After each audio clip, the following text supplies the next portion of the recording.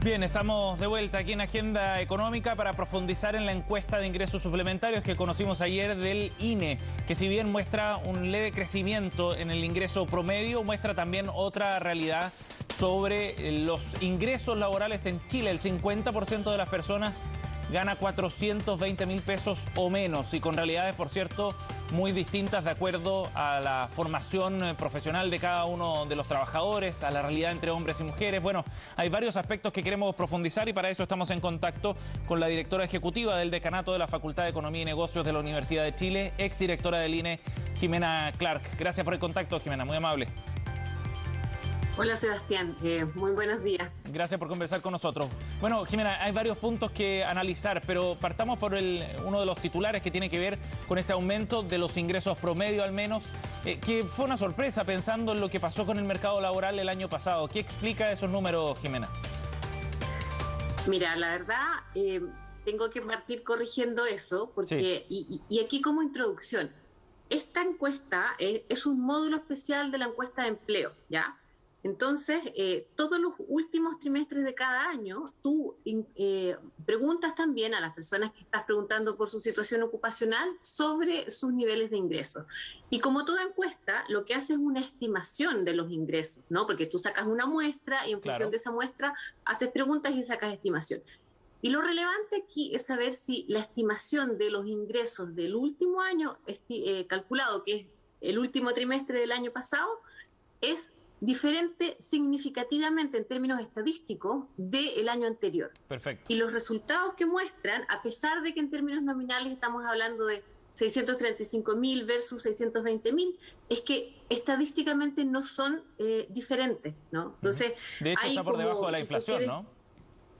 No, claro, pero tan simple como el hecho de que no hay evidencia estadística de que haya diferencias significativas entre uno y otro. Perfecto. Entonces, lo primero que hay que decir es que no es que hayan aumentado en promedio los ingresos, ¿no? Y esto se da a nivel general. Si tú separas por hombre versus mujer, en el caso de la mujer y solo en el caso de la mujer, sí hay un aumento que es estadísticamente significativo, ¿no? Y ahora, esto es para el ingreso medio, y tú muy bien dijiste que en este caso lo relevante, siempre es lo relevante, las dos mediciones, ¿no? Pero hay que mirar también el ingreso mediano para saber cómo están distribuidos los ingresos de la población, ¿no? Sí. Y por supuesto, el porcentaje grueso de la población, cuánto es lo que gana finalmente, ¿no? Sí. O como máximo.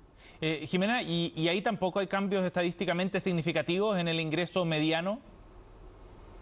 No, tampoco tenemos diferencias estadísticas, ¿no? Ahora, aquí hay algo que es bien importante mencionar y que el ministro del Trabajo algo mencionó. Pareciera ser que con todo el impacto de la pandemia no hubo grandes impactos en los niveles de ingresos, ¿no? Entre el 2019 y el 2020. Sin embargo, algo que está explicando esta no diferencia dramática hacia abajo, básicamente, que es lo que uno hubiese esperado, es que hay un cambio de composición de las personas que están ocupadas, ¿no? Y lo que estamos viendo es que las personas que tienen, si uno separa por nivel educacional, como para hacer obviamente una proxy de lo que son sus calificaciones, las personas que más se ven afectadas son las personas con educación primaria o secundaria, y quienes se han mantenido, en el sentido de que salen del mercado laboral. Aquí no hay que olvidar que estamos hablando de universos bien diferentes. O sea, en el 2020, en esta época que se miden los ingresos, había en torno a 1 millón de personas que había salido de la fuerza de trabajo, claro, ¿no? Entonces estamos comparando un universo de aprox 7,5 millones con 8,100,000, es un poco más de 1,100,000. Entonces, hay un cambio en el volumen de personas y también en la composición.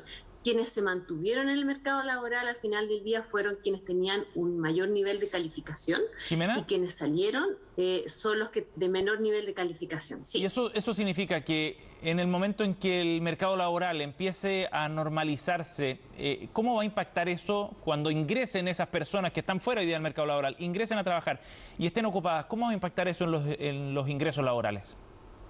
Bueno, es una buena pregunta porque efectivamente aquí hay un concepto que asocia ingresos, asocia también transferencias. Ujú. Entonces, habrá que analizar cuánto de lo que es netamente ingreso del trabajo cambia, ¿no? Y cuánto de lo que es ingresos totales, ¿no? Ahora, efectivamente, si salió mucha gente con educación primaria, secundaria, es decir, más bajo nivel de calificación y ahora entra, eso presiona a la baja los ingresos, Sí, ¿no?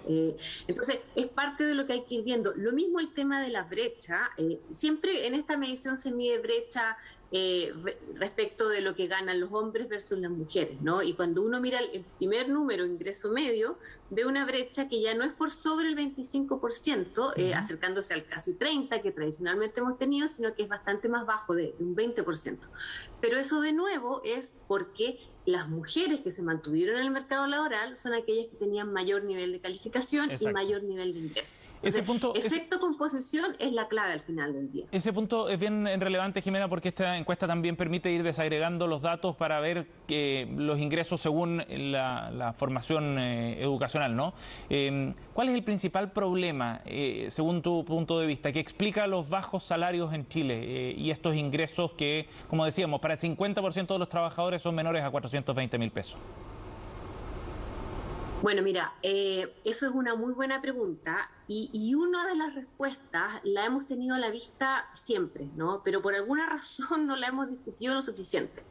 Y lo que ocurre es lo siguiente, si tú te fijas en el nivel de formación, en el nivel educacional que tienen las personas, tú vas a ver que en promedio, estoy hablando acá en general, Sí.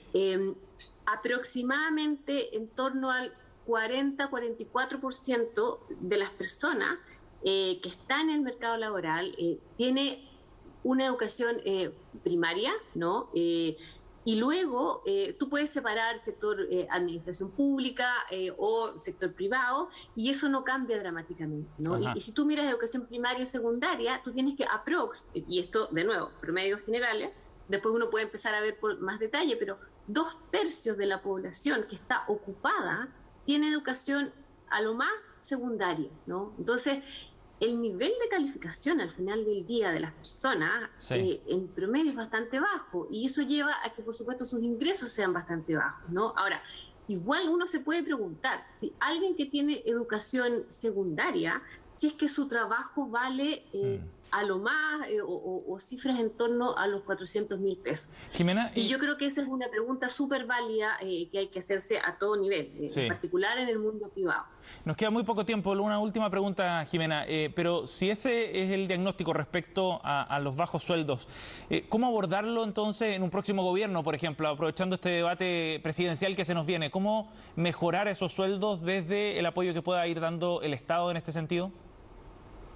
Bueno, aquí hoy en día estamos hablando mucho de los bonos, los subsidios, que es una forma, claro, de incentivar empleo y a mayores sueldos también, pero eso no es una situación permanente, es una Claro. situación transitoria. Entonces, aquí hay una serie de elementos. Evidentemente, uno siempre espera que el sueldo esté asociado a la productividad de las personas, ¿no? Y ahí es cuando yo vuelvo a decir, o sea, ¿acaso una persona que tiene educación secundaria merece tan bajos sueldos? Y eso es una discusión que, por supuesto, desde el mundo privado se tienen que hacer y hacer en forma bastante seria, ¿no? Hay mucha diferencia que está asociada hay un tema de discriminación, También, definitivamente, ¿no? sí. Y aquí podemos entrar al tema de diferencias por sexo, ¿no? Pero hay otros temas también asociados a Bien. la, la, la, eh, los niveles realmente muy bajos de sueldos que se están pagando hoy en día Sí, en el claro. mundo privado. Y eso hay que Y, evaluarlo bien. por cierto, y algunos de los programas ya incluyen este tema, ¿no? De la forma de ir mejorando, por ejemplo, a través del ingreso mínimo garantizado o de otras herramientas, mejorando los ingresos de los hogares. Jimena, gracias por Claro, conversar pero con eso nosotros. siempre incluye, Sí, solo decir, eso siempre incluye una intervención estatal que sí, claro. subsidia. Y Sí, yo apelo un poquito a la otra discusión, además de esa. sí, que son complementarias. Jimena, gracias por conversar con nosotros. Muchas gracias a usted.